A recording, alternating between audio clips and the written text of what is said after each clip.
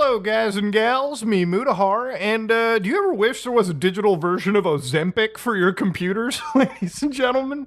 Well, when I found out that apparently Microsoft uses 30% of Microsoft code was apparently written by an AI, as according to their boss, it all started to make sense.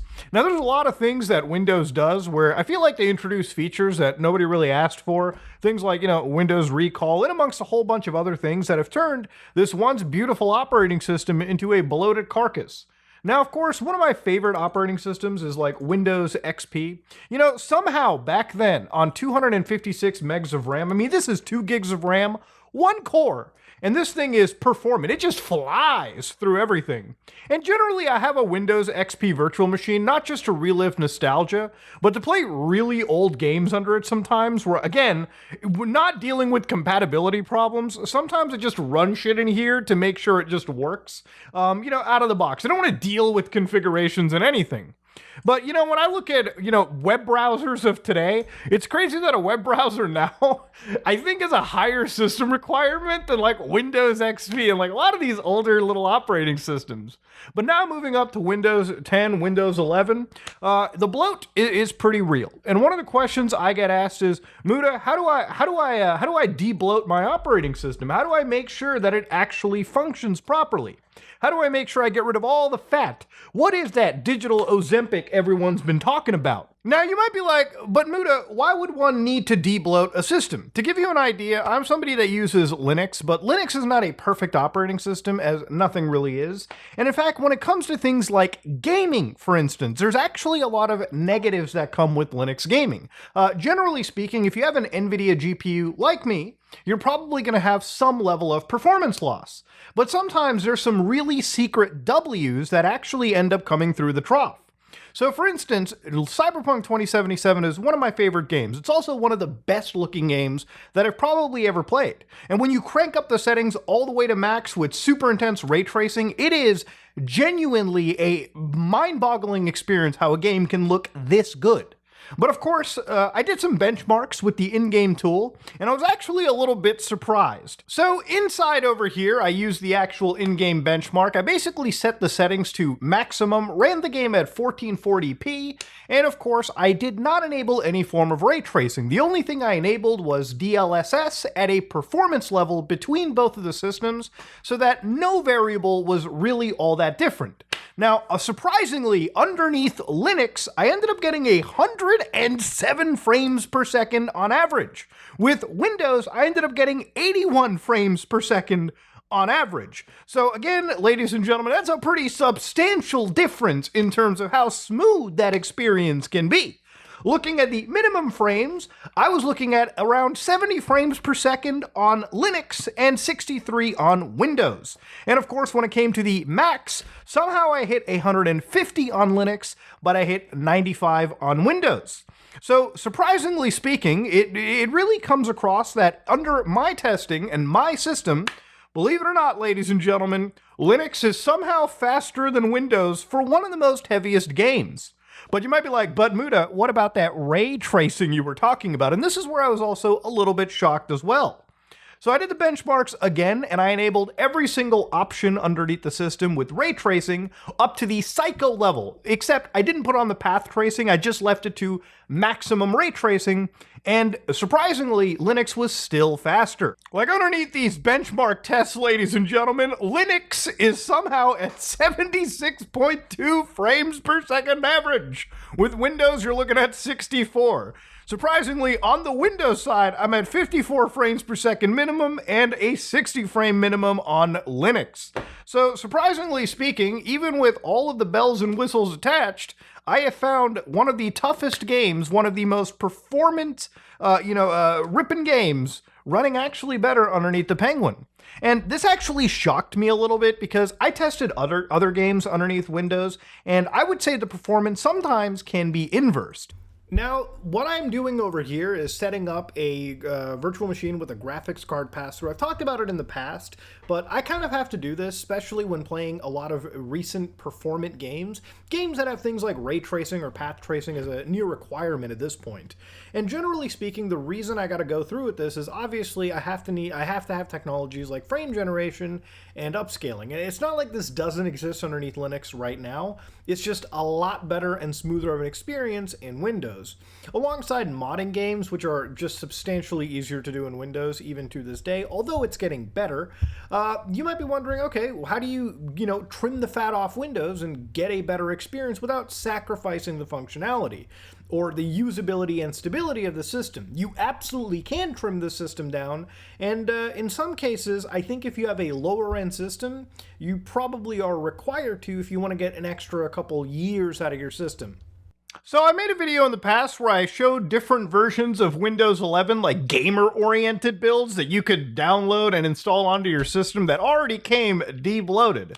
And generally speaking, I wouldn't really trust downloading something like that on the internet. I even played around with something called Windows 11 Government Edition that I believe was alleged to come from like China, which had a lot of the spying actually removed.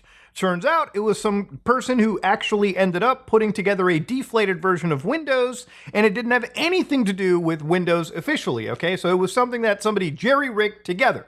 So I'm going to show you how to actually do all of these things yourself without ever relying on downloading shady stuff from the internet. I mean, you kind of are dealing with shady stuff here, but this is more of a DIY hack job. So if you look at Windows debloating, you'll probably find like a whole bunch of different tools out there, like Windows 10 Debloater. There's one good tool by Chris Titus Tech, who also runs an amazing channel on YouTube talking about this kind of stuff.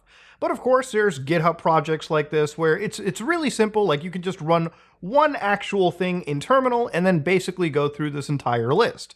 But even this may be a little bit too daunting for the average person. So in amongst all of this, I saw one project, Debloat Windows, in just 2 clicks. Okay, that's pretty cool. 2 clicks is all it takes to debloat this fucking carcass of an operating system. Well, apparently it's supposed to be used on freshly installed Windows 11 systems. So if you got a current Windows 11 system, you might not want to run this unless you're absolutely okay with having things like system corruption and apps not working properly. So of course, let's guide through it. Okay, so on their GitHub right over here, if you go to their actual like Debloat.win, they'll guide you through it. So I'm going to open this page up in a freshly installed virtual machine here, just simply due to the fact that, again, it requires you to freshly install just so you can get the better performance on your system. So right here it says Windows is bloated, packed full of telemetry, and now even has advertisements in your notifications. Which, if I actually do open my notifications, wow, look at that. Do you love Xbox PC gaming? I love when we just get ads for operating systems now. It's so fucking Keynote, dude. Love that shit. Anyways, with Microsoft continuing to implement AI into the OS, because yes, you need that Windows Copilot tool because Microsoft spent billions of dollars investing in this dog shit. So of course they want to pawn it off to the average audience, install more excessive software, and increase their spying. It's costing you time, money, and your privacy. So that is all true. But again, I want to stress, and we'll talk about this a little bit afterwards, I don't know the efficacy of doing all this, but I think this is more of a placebo thing, like people feel better just because their system is debloated. So, for instance, right over here, this is focused on user friendliness for non-tech savvy users. So for you who you don't want to go through a billion boxes, let's go through it. Download for Windows 11. So here it's downloading Talon Zip, marked as unsafe by Defender. We're keeping it. Okay, it's my computer. I get to decide. Let me download. Wait, it's deleting everything. It's saying it's a fucking virus. Now, according to the guys over at Talon, some of these YouTubers, like Chris Titus Tech, for instance, and Rapfire, who does the Win 11 Debloat tool, which is also really, really popular, one that I would highly recommend. These people are actual authors and contributors to this. So, Microsoft is alleging that there is a malware delivered by these people, which is probably not true. Like, it's most likely that this is a false positive that's actually coming through. But again, there's always a thing with this kind of stuff is when you're installing these tools, remember, you're installing software that you really have to put your trust into, okay? So even though that I'm showing you this, I don't recommend that you go through with this route, okay? Because unless you know what you're really installing into your system, this is always a risky play. But I'm going to take off the condom here, so to speak. I'm going to turn off real-time protection, and I will expose my computer to every single STD that's available, okay? So let's re-download that one more time. And let's slap that. Oh, look at that administrative like shield there. Ooh, all right, let's fire this up. Malicious file. Oh my God, dude, they really don't want me to install this. You know, look, they got that big red warning. Run it, run it, baby. Let's go. So here it is, giving me the UAC prompt. Yep. Let's go. Let's install it. This might be a virus investigations live. You know, you never know. Windows Defender has been disabled. Okay, close this window to proceed. Sure thing. It's designed to be freshly installed on Windows 11 systems. Running this program on an already in-use system could result in data loss. And it's probably because if you have things downloaded, oh, whoa, whoa, why did it close? It's kind of crazy how like this is tripping on so many actual antivirus like look, oh my God, it just, this is like they are really against me running this software. Oh my God. All right, okay, so I guess we have to speed run this. Hit okay, hit brave, yes, no, wait, no, don't. Lightweight software designed to work with minimal distractions. No, thank you. Don't install anything extra that I don't need. Okay, so now it's running this tool. Okay, so you have to kind of like fast track everything. And so it runs these tools for you. And it's basically running, I believe, two of the most popular debloating scripts in the market right now in order to do this. Now, one of the things is with the amount of malware that's come up, I wanted to show a video by John Hammond, but is it malware? Where he actually made this 3 months ago, and it's a 39-minute video, but, you know, the TLDW of it is that he actually looked into the Talon debloater script. The long and short of it is that this is like a really in-depth script to really prevent Microsoft from reinfesting your computer with like all of their software once again. And I believe all of these things heuristically just piss off the Talon guys. Did it actually crash again? Oh my God, did it fucking crash one more time? So I will say something right now that all of this is done, the mental anguish that it took to install this without having Microsoft's Windows Defender continuously freak the fuck out is actually insane. But it actually did run all of these tools, and of course it produces this talon.txt file, which if you look very carefully, one of the most important things that it has done is it's actually done protective folders that have been made for Edge and Edge Core, which I think was actually the reason why this was causing it. And one thing that I believe was the focus point of like, you know, any malware analysis here. So what that basically means is if you look at the bottom left, this is a pretty clean Windows installation. It actually reminds me a lot of Windows XP for crying out loud, okay? Just one simple start button, maybe a widget if possible, but it's clean. Now there's also Win11 Debloat, which I recommend you use instead, just simply by going to their actual GitHub page. You can open up a terminal, so to speak, preferably as that juicy administrator. And of course, as long as you copy this into this and hit enter, you can effectively debloat your Windows right here. So it runs this script for you. And again, it's pretty easy to use. You'll get this little window right here, and you can just go to default mode. You hit 1.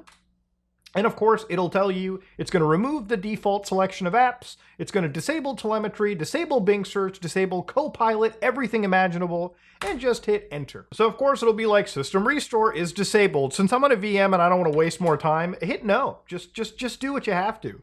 So again, this gives you a more verbose way of what's going on, but it's basically removing all of these unneeded applications that really you don't need. Like, do you ever use Microsoft Sticky Notes? Do you ever use Copilot? Do you ever use Bing, for crying out loud?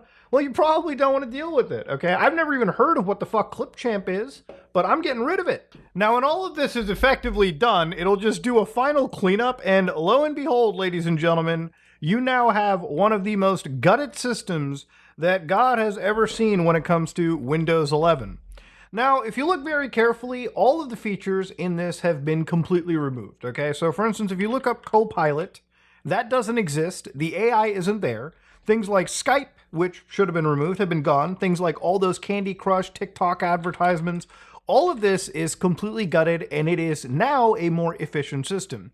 Even if you look into your task manager and just see how much, your system is being used, you'll probably be pleasantly surprised that there is actually a cost saving performance-wise to everything under the gun over here. Now, I would recommend that you only play with that Windows 11 debloat script. I think the talent stuff, which was supposed to be user-friendly, is it's just tripping up Windows too much, as opposed to these other, debloat scripts that seem to be doing their job just fine. Now, of course, the thing about these debloater scripts is because we picked a popular version, there shouldn't be other things that are broken underneath the system, right? It should all just be working fine. Now, of course, ladies and gentlemen, does this actually give you a benefit? So we actually did do some testing. Like, I did try to play around with Cyberpunk once again. Like, I transitioned this into bare metal systems. And generally speaking, I don't even think that we've seen a performance matchup closer to what I had seen with Linux earlier. So realistically, even if you debloat Windows entirely, it's still not as performant in my experience as, even Linux Mint, which has its own level of bloat kind of attached to it. Obviously, nowhere near as much as Windows does. And generally speaking, I don't really even recommend this if you have like a gaming-oriented rig, because I really feel like the actual benefit you get out of this is mostly a placebo, because people generally have hardware magnitude stronger than the system requirements for Windows. It used to be that Windows was bloated to a point where you could argue that just it existing was probably taking up meaningful performance space. But I don't think a debloated Windows experience or a regular Windows experience is necessarily going to give you, more frames than what is the margin of error, right? Like, I just don't think that's how it works. But one thing that I also saw that was super duper interesting, ladies and gentlemen, was that one of the ex-engineers from Microsoft ended up creating a Windows alternative for people who want to switch to the Penguin. So there was something called Anduin OS, right? Where, again, you can download this Ubuntu-based distribution that facilitates developers transitioning from Windows to Linux. And to give you an idea, it comes in long-term release forms. I just downloaded the standard version. And here they tell you you can use it to browse the web, obviously, play video games, obviously, build programs, work, serve, and of course, edit stuff on. So again, I wanted to show you how cool this looked because, again, I think it's a great way to end the video off, right? Like, the ultimate debloated Windows experience is just a totally different fucking operating system. And it's better too.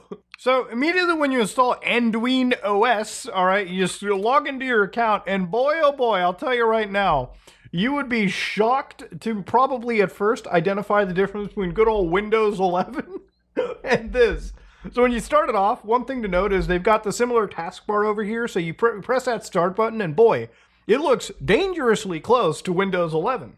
And one thing that's really beautiful about this is obviously I'm not seeing no Candy Crush, no TikTok. I am seeing free alternative software, which again is always great to see in comparison to what is standard, Windows slop.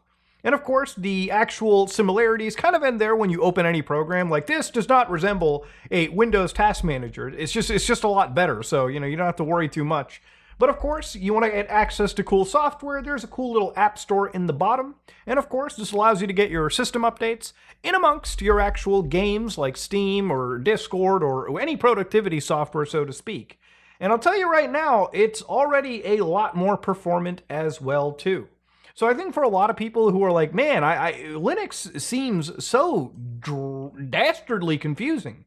Switching to something like this and kind of trying your hand at a Linux operating system through the lens and the accessibility of something like, this distro is actually not even that bad of an option, right? Like, you can, I would recommend you probably go to Mint, but for somebody who's so in tune with Windows, you can try to switch using stuff like this. And this might give you a good example of what a truly debloated system looks like, especially when you don't have all the excessive baggage that I think Windows software is sort of known to have. And again, if you want to get access to even things like the most up-to-date Shad PS4 emulator and, run games like Bloodborne on your brand new Linux box, all it takes is one quick tick of an install button, not even you logging into a storefront like Windows Store. Just click that little install and bam, ladies and gentlemen, Bob's your uncle. It installs as simply as anything that you would do on your mobile device or even Windows device too. And if you really want to start playing around with Windows software, you can install things like Wine, for instance, by following these set of instructions and just get access to Windows software, or at least a good healthy amount of it, on your new Win system. But yeah, the debloating Windows stuff, it's not as difficult as one would think, but I wanted to show it to you guys because obviously some people really wanted to like cut the fat out of their Windows. Like, you know, I need it, but I don't like Windows spying on me. I don't like Windows installing like 800 applications that I don't fucking need. But how do I clean it in a quick, efficient way? It's literally that simple. But I think if you're at a point where you need to like gut and debloat the system you're on, it probably is better that you start learning the alternative, before it just keeps getting worse, right? Like, simple as that. Microsoft's not stopping their AI push. They're not stopping a lot of this dog shit. So it's probably ideal that maybe you might just jump off into the beaten path, especially now that even when it comes to gaming, it ain't that bad on the Penguin side. In some cases, it can actually be a lot better, especially if you also have AMD hardware. I mean, if you just have AMD GPU, like an AMD system, things just work flawlessly, at least in my experience, right? But yeah, if you like what you saw, please like, comment, and subscribe. Dislike if you dislike it. I am out.